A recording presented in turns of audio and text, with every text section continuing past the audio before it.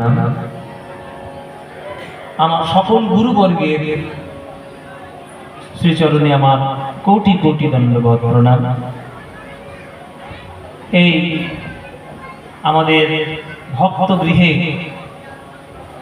আজকে প্রতি বছরের মতো হরিনাম সংকীর্তন অনুষ্ঠানে আপনারা এখানে উপস্থিত, একত্রিত, সমবেত। এই ভক্ত সারা বছর কর্মসূত্রে বাইরে থেকে ঠিক তার সময় অনুসারে বাড়িতে এসে ভক্তবৃন্দদের সেবায় এবং আধ্যাত্মিক উন্নতিতে, মানসিক উন্নতিতে এই যে সম্পূর্ণ হরিনাম সংকীর্তনের আয়োজন করে আপনাদের মতো ভক্তদের যেখানে একত্রিত করে নিয়ে আসেন, এটাই হচ্ছে মানুষের জীবনের মূল উদ্দেশ্য।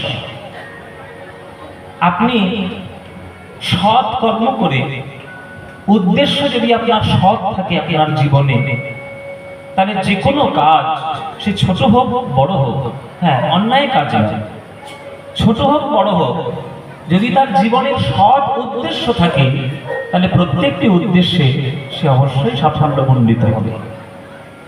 উদ্দেশ্য সৎ থাকা চাই, উদ্দেশ্য পরিষ্কার থাকা চাই। আমাদের জীবনের উদ্দেশ্য, মানব দেহ নিয়ে যখন আমরা পৃথিবীতে এসেছি, আমাদের প্রত্যেকের জীবনের উদ্দেশ্য ঈশ্বরের সঙ্গে সম্পর্ক স্থাপন করা। সেটা 5 ধরনের রসের সঙ্গে হতে পারে। ব্রহ্মের সঙ্গে জীবের সম্পর্ক স্থাপন করা, প্রভুর সঙ্গে দাসের সম্পর্ক স্থাপন করা, বন্ধুর সঙ্গে বন্ধুর সম্পর্ক স্থাপন করা, আর ভগবানকেই সর্বস্ব মেনে সর্বস্ব তার চরণে নিবেদন করে দেওয়া। এগুলোই হচ্ছে আমাদের জীবনের মূল উদ্দেশ্য। আমরা যদি ভগবানকে সঠিকভাবে কিছু দিতেই না পারি, যদি তার চরণে সর্বশ্রেষ্ঠ ভক্তিটুকু নিবেদন করতে না পারি, তাহলে আমাদের জীবনের উদ্দেশ্য সঠিক নয়।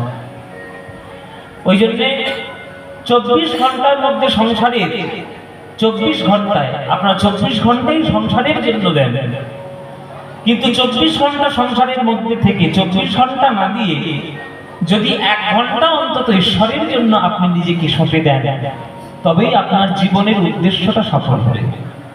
23 ঘন্টা সংসারের জন্য দিন, অথচ যে 23 ঘন্টা আপনি সংসারের জন্য দিচ্ছেন, সেই সংসার কিন্তু আপনার সঙ্গে কোনোদিনই যাবে না।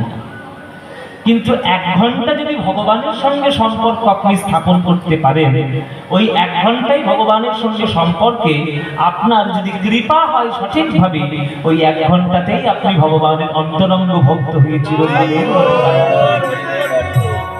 অন্তরঙ্গ হতে পারবেন। ওই জন্যে ভগবানকে হৃদয়ের মধ্যে সুন্দরভাবে তুলে ধরার চেষ্টা করুন। ভগবানকে যদি হৃদয়ের মধ্যে ভালো করে তুলে রাখতে না পারেন, তাহলে বড় অযত্ন হয়ে যাবে। ভগবান অযত্নের জিনিস না, ভগবান বড় পরম যত্নের জিনিস। ঈশ্বর অনেক করুণার পরে আমাকে এই মানব দেহটা দিয়েছেন, যাতে এই মানব দেহের মাধ্যমে তার চরণটা পাওয়ার চেষ্টা আমি করতে পারি। কেননা ঈশ্বরের চরণ পাওয়া সব দেহে সম্পূর্ণভাবে হয় না। মানব দেহের মধ্যে সেটা সকল কিছু পসিবিলিটিস রয়েছে, সকল কিছু সম্ভাবনা রয়েছে। কেননা মানুষ যেটা পারবে, অন্য কুকুর, গরু, ছাগল, গাছপালা পারবে না। আমরা যদি মানুষই হয়ে আমাদের উদ্দেশ্যটা সফল করতে না পারি, তাহলে জন্মটা পেলাম কেন? জন্মটা পাওয়া বেকার। তাই বেকার যেন জন্ম না চলে যায়, তার জন্য 24 ঘন্টার মধ্যে অন্তত 1 ঘন্টা আপনার হৃদয় সিংহাসনে যে ভগবান বসে আছে, তাকে একবার দেখার চেষ্টা করুন। দেখলেই দেখতে পাবেন আলো করে ভগবান বসে আছে। গীতায় কৃষ্ণ কি বলেছে? আমি কোথায় থাকি অর্জুন? ঈশ্বর সর্বভূতান আর হৃদয়ে সূর্যের তিষ্ঠতি মায় আরুধানি যন্ত্রধানি সর্বভূতানি মায়া। আমি কোথাও থাকি না, আমি প্রত্যেকটি জীবের হৃদয়ের মধ্যে থাকি। তাহলে আপনার হৃদয়ে ভগবান যে বসে আছে, আপনি তাকে কখনো দেখার চেষ্টা করেছেন? করেননি। যদি দেখার চেষ্টা করতেন, ভগবানকে যদি হৃদয়ের মধ্যেই একবার দেখে নিতে পারতেন, তাহলে যেখানেই তাকিয়ে দেখবেন সেখানেই ভগবানকেই দেখতে পাবেন। যেখানেই দেখবেন সেখানেই ভগবানকে দেখতে পাবেন। ভগবানকে দেখতে যাওয়ার জন্য কোনো তীর্থের প্রয়োজন নেই। তীর্থ তো আধ্যাত্মিক উন্নতির জন্য, ভগবানকে দেখার জন্য নয়। ভগবানকে গেলে তীর্থে গেলে তীর্থের মন্দির দেখতে পারবেন, তীর্থের মূর্তি দেখতে পারবেন, কিন্তু তীর্থের ভগবানকে কি দেখতে পারবেন? পারবেন না। তীর্থের ভগবানকে দেখতে গেলে আগে হৃদয়ের মধ্যে ভগবানটা দেখতে হবে। হৃদয়ের ভগবানটা আগে যে দেখবে সে যে কোনো জায়গাতেই যাবে ভগবানের রূপ দেখতে পাবে। ভগবানকে যদি হৃদয়ের মধ্যে একবার দেখে নেন, কাশী বিশ্বনাথে গেলে শিবকে দেখতেই পাবেন, বৃন্দাবনে গেলে কৃষ্ণকে দেখতেই পাবেন, বৈষ্ণব মাতা মন্দিরে গেলে বৈষ্ণব দেবীকে দেখতেই পাবেন। যেখানেই আপনি দেখবেন সেখানেই ভগবানের রূপ দেখবেন। তাই জগতের চোখটা বন্ধ করুন, আধ্যাত্মিক চোখে উন্মেষ ঘটান। জগতের বাহ্যিক চোখটা বন্ধ করে জ্ঞানের চোখে উন্মেষ ঘটান, তবেই আপনারা ভগবানের রূপটা দেখতে পাবেন। ওই জন্যই তো কবি গান লিখেছে, দেখ দেখি মন নয়ন মুদে ভালো করে, আলো করে বসে কে আছে রে তোর ভাঙা ঘরে। দেখ দেখি মন নয়ন মুদে ভালো করে, আলো করে বসে কে আছে রে তোর ভাঙা ঘরে। দেখ দেখি মন নয়ন মুদে ভালো করে, দেখ দেখি মন নয়ন মুদে ভালো করে। ও মায়েরা, নয়ন মুদে মানে কি? হ্যাঁ, নয়ন মুদে মানে হচ্ছে নয়ন বন্ধ করে। নয়ন বন্ধ করে ভালো করে দেখ, আলো করে কোন ভগবান তোর হৃদয়ে বসে। সাধারণ লোক বলছে, তুমি কি পাগল হলে বাবা? চোখটা যদি বন্ধ করবো তাহলে দেখবো আর কি? চোখটা বন্ধ করলে কি দেখা যায়? চোখ বন্ধ করে দিলাম, শুধু অন্ধকার দেখছি, ভগবানকে কি করে দেখবো? বলে ভগবানকে দেখতে গেলে চোখটা বন্ধ করতেই হবে। ও মায়েরা, আমাদের দুটো চোখ রয়েছে, একটা বাহ্যিক চোখ, একটা আভ্যন্তরীণ চোখ। একটা এই দুটো চামড়ার চক্ষু, মায়ার চোখ, যে চোখটা দিয়ে আকাশ বাতাস হাইরোড ধানঘাট আলুর ক্ষেত হুগলি জেলা তারকেশ্বর মন্দির গঙ্গা জল সব দেখতে পাচ্ছেন এই চামড়ার চোখ দিয়ে। কিন্তু ভগবানের রূপ দেখতে গেলে এই চর্মচক্ষে ভগবানের রূপ দেখা হবে না। চর্মচক্ষুতে ভগবানের রূপ দেখা সম্ভব নয়। সেই রূপটা দেখতে গেলে এই দুটো ভুরুর মাঝখানে একটা নয়ন রয়েছে, যাকে বলা হয় প্রেম নয়ন, জ্ঞান নয়ন। সাধনার মাধ্যমে সেই চোখটা যে খুলতে পারবে, সেই ভগবানের অফুরন্ত অপ্রাকৃত রূপ সে দেখতে দর্শন করতে পারবে। তাছাড়া কিছু নয়।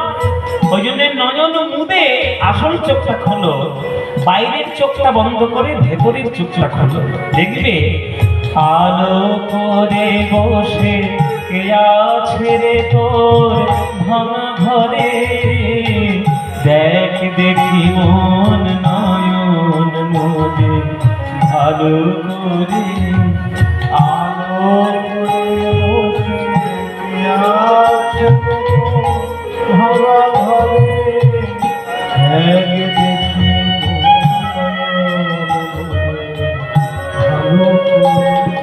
কত ধুলো মাটি ছাই, খাট বিছানা দূরের কথা, আসন খানাও নাই।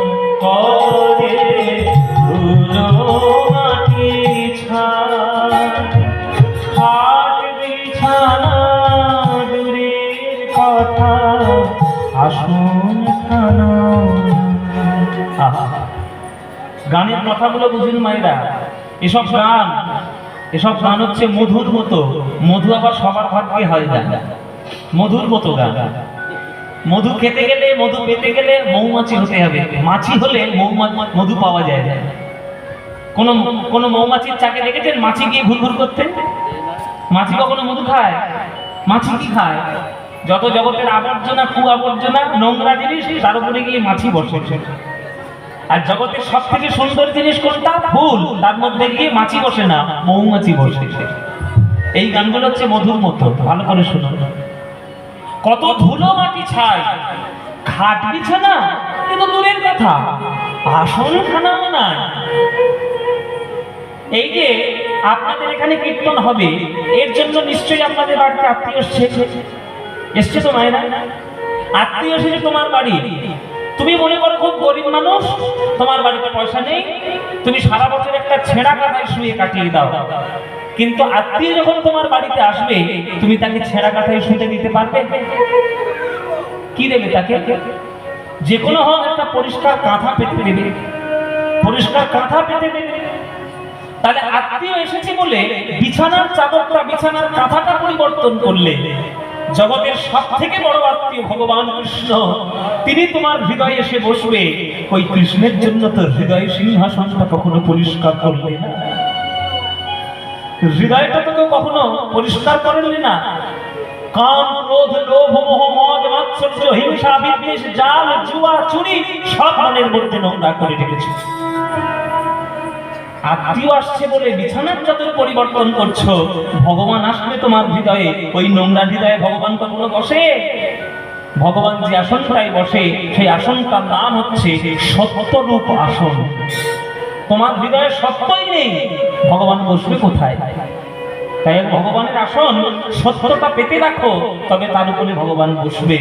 কত যে ধুলো মাটি ছাই, খাট বিছানা দূরের কথা, আসন খানাও নাই। কত যে ধুলো মাটি ছাই, খাট বিছানা দূরের কথা, আসন খানাও করেনি অভিমান, দুঃখী দেখে ওর ঝরে নয়ন, এমনি কোমল প্রাণ, এমনি দয়াল প্রাণ, ওরে তুই করে নিবেদন, প্রাণের বেদন, প্রাণ বিলায়ে পায়ে ধরে, দেখ দেখি মন নয়ন মোরে, ভালো করে আলো করে বসে আছে রে তোর ভাঙা ঘরে, দেখ দেখি মন নয়ন মোরে, ভালো করে। আত্মীয় এসেছে, আত্মীয়ের জন্য একটা চেয়ার দিলে, নিজের বাবা সেখানে দাঁড়িয়ে রয়েছে, বাবার জন্য একটা আসনও পাতলে না, বাবা কি তোমায় ছেড়ে চলে যাবে? তুমি তো সমাদর বোঝো না। আত্মীয়কে চেয়ার দিলে তার পাশে বাবাকেও একটা চেয়ার দিতে হয়, তবেই বলে সমাদর। তুমি সমাদরই বোঝো না। বাবা দাঁড়িয়ে রয়েছে, আত্মীয়কে চেয়ার দিয়েছো, তাই বলে বাবা কি তোমায় ছেড়ে চলে যাবে? বাবা বলবে না না, ছেলে আমার সমাদর বোঝে না, তাতে কি হয়েছে, তাই বলে কি ছেলেকে ছেড়ে চলে যাব? বাবা ওই পাশে, চেয়ারের পাশে মাটিতেই বসে পড়বে, কেননা বাবা ছেলেকে ভালোবাসে। বাবা কখনো ছেলেকে ছেড়ে যায় না। তেমনি ভগবানকে তুমি আসন দাওনি, ভগবানকে তুমি স্থান দাওনি, তাই বলে ভগবান তোমায় ছেড়ে কখনো চলে যায় না। তোমার এই নোংরা হৃদয়ের মধ্যেও ভগবান কিন্তু বসে আছে। কেন না? ভগবান তোমারই ভালোবাসে। ভগবান জানে আমি যদি ভক্তের হৃদয় ছেড়ে চলে যাই, তাহলে ভক্তের কষ্ট হবে, ভক্তের ক্ষতি হবে। তাই ভগবানকে আমরা অনাদর করি, কিন্তু ভগবান কখনো আমাদের ছেড়ে যায় না। তার অনুভব, তার কৃপার অনুভূতি যদি আমরা প্রত্যেকটি পদক্ষেপে নিতে পারি, তাহলে প্রত্যেকটি পদক্ষেপেই আমরা তার করুণার আশীষ আমরা পেয়ে যাব। তাই বলছে তবু করেনি কো অভিমান, দুঃখী দেখে ওর ঝরে দু নয়ন, এমনি কোমল প্রাণ, এমনি দয়াল প্রাণ, ওরে তুই করে নিবেদন, প্রাণের বেদন, প্রাণ বিলায়ে পায়ে ধরে, দেখ দেখি মন নয়ন মোরে, ভালো করে আলো করে বসে আছে রে তোর ভাঙা ঘরে, দেখ দেখি মন নয়ন মোরে, ভালো করে। কাঙাল সখানা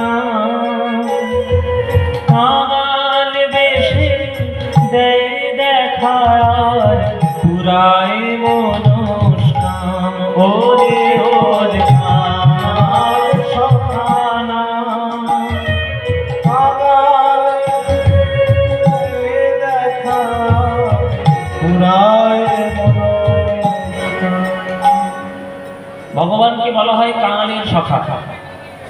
আপনারা যখন কৃষ্ণকে প্রণাম করেন তখন কোন মন্ত্র বলেন? হে কৃষ্ণ, মন্ত্র মনে আছে?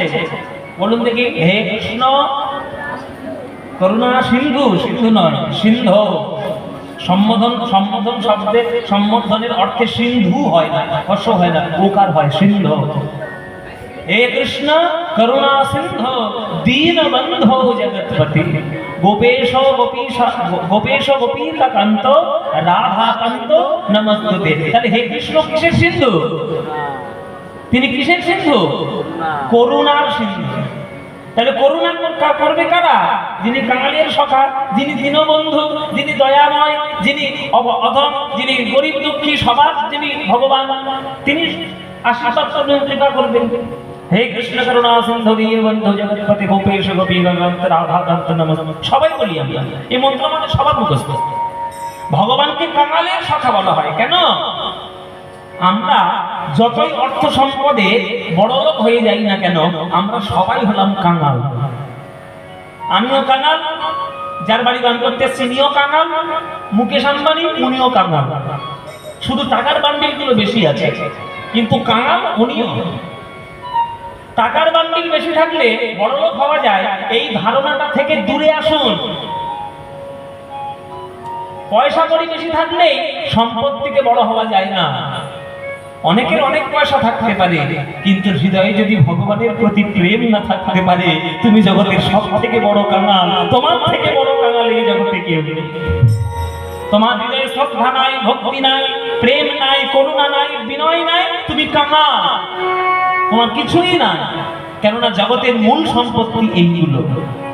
টাকা পয়সা দিয়ে আপনি জগতের সম্পত্তি অর্জন করতে পারবেন, কিন্তু কোটি কোটি টাকা খরচা করে কৃষ্ণ প্রেম 1 কেজি কিনে নিয়ে আসতে পারবেন না। পারবেন?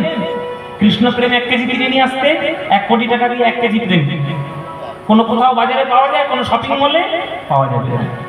কোথাও পাবেন না। সেটা পেতে গেলে গুরুচরণ আশ্রয় করতে হবে, গুরুচরণে বসতে হবে, হৃদয় দিয়ে সাধনা করতে হবে, নয়ন জলে কৃষ্ণ কৃষ্ণ বলে ডাকতে হবে। যদি শুদ্ধ প্রেম জল 2 ফোঁটা নয়ন দিয়ে পড়ে, তবেই ভগবান তোমাকে জড়িয়ে ধরার জন্য ছুটে এসে হৃদয়ের মধ্যে আপন করে নেয়। মুকেশ আম্বানি যতই টাকায় বড় হোক না কেন, সুদামা গরিব ছিল, কৃষ্ণের সব থেকে বেশি প্রিয় ছিল। সুদামা ওর থেকে অনেক বেশি ধন সম্পত্তির মালিক। হ্যাঁ, হরিদাস ঠাকুর অনেক কোটি টাকার সম্পত্তির মালিক। টাকা মানে এখানে ওই নোটের বান্ডিল নয়, এখানে অর্থ মানে প্রেমের অর্থ, ভক্তির ধন, ভক্তি সম্পত্তি। তাই তিনি কাঙালের সখা। কাঙাল সখা কাঙাল বেশে দেয় দেখার পুরাই মনুষ্ঠান ওরে ওর কাঙাল সখা কাঙাল বেশে দেয় দেখার পুরাই মনুষ্ঠান। কি দেয়? ভগবানের চরণে প্রণাম করলে ভগবান কি দেয়? এখানে যারা আপনারা গান শুনছেন, বেশিরভাগ মানুষ, বেশিরভাগ ভক্তরা আপনারা মন্দিরে যান, ঠাকুরকে প্রণাম করেন, মাথা ঠুকে ঠুকে মাথা ফাটিয়ে ফেলেন। ভগবান আমায় কি দেবে? আমার 3 তলা বাড়ি দাও, 50 বিঘে জমি দাও, 5 কোটি টাকা সম্পত্তি দাও, 3-4টে BMW গাড়ি দাও। এই সবাই চায়। ছেলের চাকরি দাও, মেয়ের ভালো করে বিয়ে দাও, এই চায়। এইগুলো দেওয়ার জন্য ভগবান তোমার জন্য বসে আছে? ভগবানের খেয়ে দিয়ে কাজ নেই? সব কি মাধুরী বাজছে, সব কি ঘুমসি বাজছে, সব কি লাল সুতো বাজছে বট গাছের গোড়ায়, সব মানত করছে কি আমায় এটা দাও, ওটা দাও, সেটা দাও। কেন? তোমার হাত পা দিয়েছে, তোমার কর্ম করার ক্ষমতা দিয়েছে, তোমার অর্জন করার ক্ষমতা নেই? কর্ম করো, কর্ম যদি সৎ থাকে সব কিছু পাবে। ভগবান কি কোনোদিন ওই টাকা পয়সা দেওয়ার জন্য তোমাকে মানত করতে হবে? এটাই যদি ভগবানের কাছে চাইবে সর্বশ্রেষ্ঠ ভক্ত হওয়া যেত, তাহলে নরেন্দ্রনাথ দত্ত অনেক কিছু চেয়ে নিতে পারতেন। কোনদিন চেয়েছেন কিছু? ঠাকুর বললেন যা, আজকে তুই মার কাছে যা চাইবি সব পাবি। তখন ওই নরেন্দ্র কি চেয়েছিল?